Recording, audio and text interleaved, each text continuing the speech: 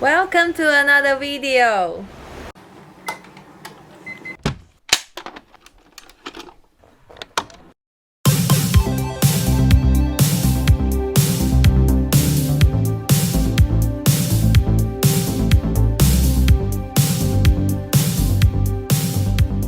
Well, hey there guys, and welcome to another video. This is really just a short little thing I thought I'd shoot. You know, it's Sunday, it's my day off, I'm just chilling out and relaxing.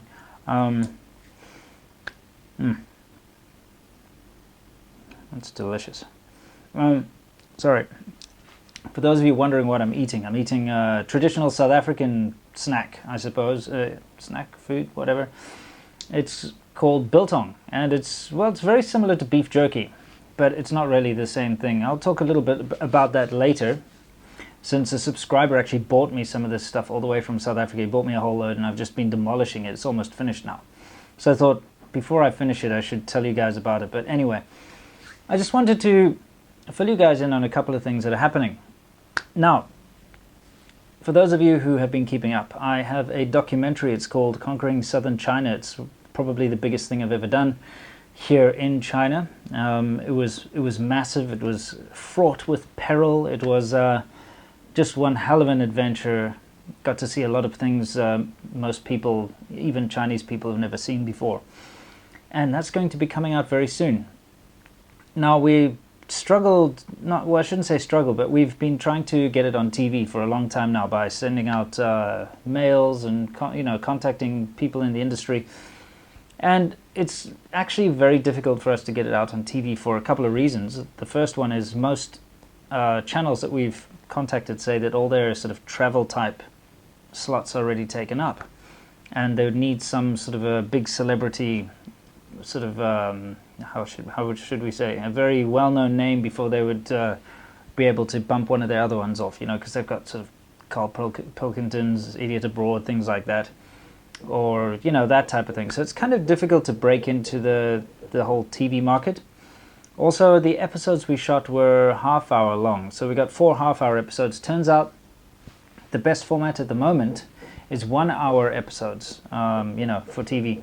So, it's kind of hard for us to sell it. I'm not saying it's impossible, but we've decided that instead of just holding back and, waiting for a lucky sort of contact or something like that, that we'd go ahead and release it on Vimeo on demand, so that basically it can be accessible to all of you guys out there. So it's going to be released soon. We're going to probably be releasing it early August. I will give you an exact deadline soon, and obviously I'll be mentioning it a lot, so you'll have to bear with that, unfortunately. But it's going to be available soon. It's done. I'm so excited. I went up to Beijing recently. You've seen my Beijing videos, and the whole reason I was there was to help record some missing audio and finish the polish and all that. And I got to see, I'd say, a 90% complete version of it, and it's looking really good. It's fantastic, and I really can't wait for you guys to see it, because it's top notch. Anyway, I'll be keeping you up to date on that. Another thing I wanted to talk about is just briefly visas.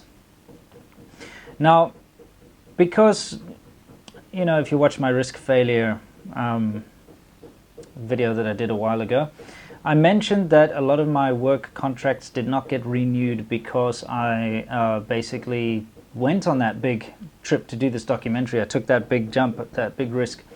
So I've decided now that I'm going to try to move over from a working visa, because although I still technically work for the medical training company here, like I said, the contracts aren't really being renewed. So I've kind of made a big decision here. I'm going to now move over to a spousal visa. And I know I get a lot of questions. A lot of people ask me, if you get married to a local Chinese person, can you get a green card, or can you get, sort of permanent residence, that kind of thing? The answer, unfortunately, is no. And I'm currently going through the process. You can get a residence permit, but it's basically a family reunion residence permit. And it allows you to stay for a maximum of 2 years, I believe, each time before you renew it again. However, it's very restricted, and basically you are only allowed to visit your wife or husband or whatever, and you're not allowed to work, and you're not allowed to basically do anything other than be a glorified tourist who's visiting your wife. So I'm going to go that route. I'm going to try it out. I'm going to tell all of you guys, the ones of you who are interested in getting married here, the process that I've had to go through, because I've done most of it now. And I'll also be updating you as to how the visa turns out, because all my papers are in, and we'll see shortly what the result is. That being said, I am now solely going to have to be relying on my income here from YouTube, which is going to be my ad revenue and, of course, the Patreon from my Patreon supporters. So I just wanted to tell all of you guys out there, thank you so much. Those of you who watch my videos, and of course, especially those of you who support me on Patreon, you are really helping me through a bit of a rough spot at the moment. But by rough spot, it's self-imposed. I could once again go out there and get a full-time job here. I can do it. I've done it before. I've gotten out of sticky situations. But this allows me to pursue this YouTube thing. This allows me to basically go out there and use pretty much all of my free time working on things related to SerpentZA or the Churchill channel, doing more, taking more footage, and basically trying to get better videos out there for you guys. So I would like you all to realize out there that I'm now basically shifting from being kind of part-time worker with the YouTube stuff as a hobby that basically gets me a little bit of income here and there, to basically fully relying on YouTube and Patreon to support me. And this hopefully can work. We'll see. It's going to be a thing I'm going to try for a while. I can live off my savings in the meantime if things go wrong. But I have all confidence that if I put enough effort, and if I do the kind of videos that you guys, my subscribers, are interested in, that I can actually, make a success out of it. So I'm going to give it a shot. Anyway, back to the Biltong. I will show you guys what it looks like. I have my other camera here. So let's take a look. This is basically what Biltong looks like. Come on, focus. Get another piece. Focus. This camera. I would like you to focus, please. Okay, are we focused? Yeah, there we go. So this is sliced biltong. It's pretty cool. It's absolutely delicious. You might be wondering what this massive piece of meat over here is. Something I got from America. In fact, here, I'll just show you the packet. My friend Dan took me to Costco, and I think this is their brand. I got a whole bunch. I got a whole suitcase full of this stuff and took it back. I like it so much. But yeah, it's something very different to biltong, but I love it all the same. I was just destroying jerky when I was in America. I was just buying it left and right. Every single time I went out in the car, I'd stop at every gas station and buy a whole bunch of different flavors and try it. I love beef jerky. But anyway, let me get on to this interesting thing. I was contacted by someone, and this guy is another South African living here in Zhuhai, which is not far away from where I live actually. It's just an hour or so. I've been there on bike trips before. And he's making his own biltong here in China. And he sent me some, and I've pretty much demolished it. I've got one piece left. I've actually been saving it for this occasion to make this video. So let me go grab it so that I can try it.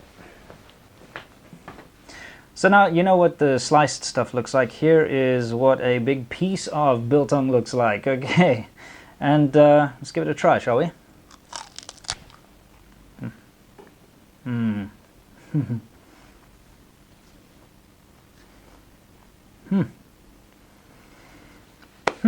Yeah.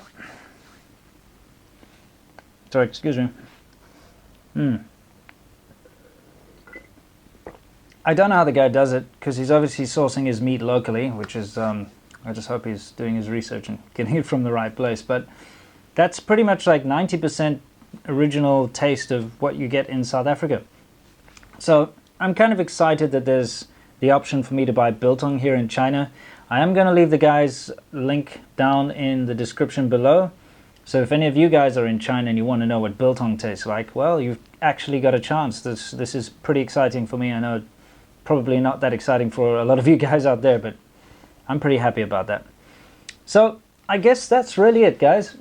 I want to end this video on a positive note, and I just want to let you guys know that I'm in by no means dire straits. I am happy, incredibly happy at the moment. I, as you all know, finally got married to Sasha a while ago, and so, you know, happily married finally, and I'm really, you know, enjoying the way that my YouTube channel's going. I really appreciate all the feedback I get from you guys.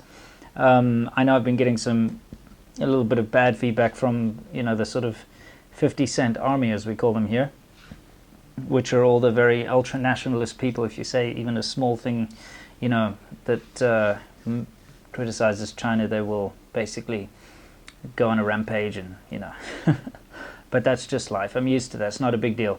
I hope you guys are enjoying the content. I know I've been talking too much now and just been blabbing on and on and on. I'm going to get back to the rest of my Sunday, and I hope you guys are having a fantastic one too.